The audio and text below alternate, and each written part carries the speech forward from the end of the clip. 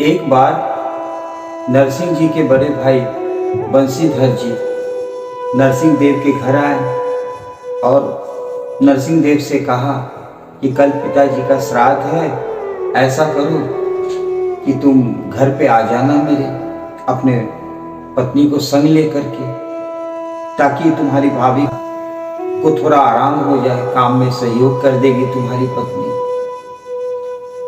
नरसिंह जी बोले ठीक है। फिर उनके भाई ने बंशीधर ने कहा कि देखो कहीं इधर उधर गप्पे सप्पे मत मारने लग जाना, समय पर आ जाना।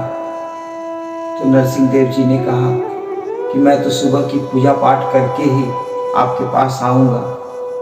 इतना कहना क्या था कि बंशीधर जी क्रोधित हो गए नरसिंह जी के ऊपर और कहें कि भिक्षा के ऊपर तो तुम्हारी जुगाड़ चलती है, घर गृहस्थ चलती है, मेरा क्या है, मैं तो श्राद्ध कर ही लूँगा। ऐसा करो तुम अपने हिसाब से श्राद्ध प्रक्रिया कर लेना। नरसिंह देव जी ने भी कहा कि ठीक है, कोई बात नहीं, बेशक हम गरीब हैं, अपने यथाशक्ति के हिसाब से हम अपने घर पर ही श्राद्ध कर लेंगे। अब यह बात नगर मंडली को पता चल गई। लोग तो जानते ही हो आप, अगर आप ज़्यादा प्रसन्न होते हो तो भी लोग चर्चाएं करती है, और ज़्यादा दुखी रहते हो तो भी लोग चर्चाएं करती है। लोगों का क्या है। तो नगर मंडली को यह बात पता चल गया तो वे प्रसन्न हो गए, क्योंकि उनको मजा लेने का मौका मिल गया। और पुरोहित प्रसन्न राय ने क्या किया कि 700 ब्राह्मणों को न्योता दे दिया। कहा कि कल नरसिंह जी के घर पर भोज है, श्राद्ध का भोज है, सब लोग आ जाना भोजन के लिए। नरसिंह देव की पत्नी मनिक बाई को चल गया। प्रातः जब नरसिंह जी घी लेने के लिए दुकान में गए तो कई दुकानों की चक्कर लगाई उन्होंने, किंतु किसी ने उनको उधार घी देने के लिए सहमत नहीं हुए।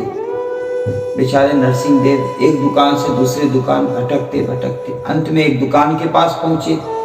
वह सेठ, दुकान का सेठ जो था, वह घी देने को तो तैयार हो गया, किंतु एक शर्त रख दी नरसिंह देव के साथ। उन्होंने कहा कि देखो नरसिंह देव, मैं अवश्य आपको घी दूंगा, किंतु बदले में आपको भजन कीर्तन सुनानी पड़ेगी। एक भक्त को और क्या चाहिए।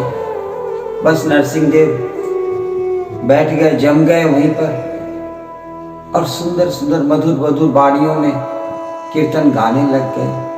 कीर्तन में इतने तन्मय हो गए कि उनको यह भी स्मृति न रही, उनको यह भी ध्यान न रहा कि पिता का श्राद्ध करना है। इधर ये भजन करते रहे और उधर भगवान श्री कृष्ण नरसिंह जी का रूप धारण करके उनके घर पहुंच गए और बुलाए गए 700 ब्राह्मणों को प्रेम पूर्वक भोजन कराना प्रारंभ कर दिया। कहते हैं ना कि अपना मान भले टल जाए, भक्त का मान न टलते देखा। प्रबल प्रेम के पाले पड़कर प्रभु को अपना नियम बदलते देखा। भगवान इधर सभी 700 ब्राह्मणों को भोजन कराएं।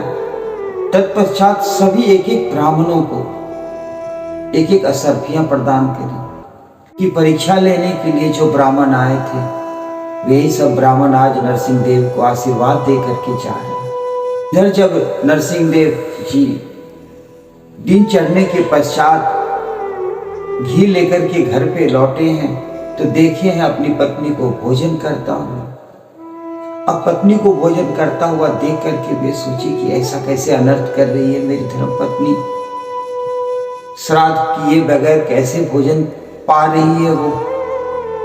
अपनी पत्नी से पूछा उन्होंने कि ऐसा कैसे तुमने बिना श्राद्ध किए हुए, श्राद्ध की रस्म पूरी हुई नहीं और तुम भोजन करने लग गए। तो उनकी पत्नी बोली कि जी क्या हो गया है आपको, अभी तो आपने अपने हाथों से सभी ब्राह्मणों को भोजन कराया, सबको उचित दक्षिणा भी दिए। तो यह बात समझते देर नहीं लगी नरसिंह देव को कि भगवान ही आए थे स्वयं और मेरा काम करके गए। यह है भक्ति का महत्व, यह है भगवान के कीर्तन का महत्व, जो भी भक्त भगवान के शरणागत होता है, सभी धर्मों का परित्याजन करके भगवान के को अपना सर्वस्व प्रदान कर देता है, भगवान स्वयं उसकी सारी जिम्मेदारियां उठा लेते हैं। हरे कृष्ण।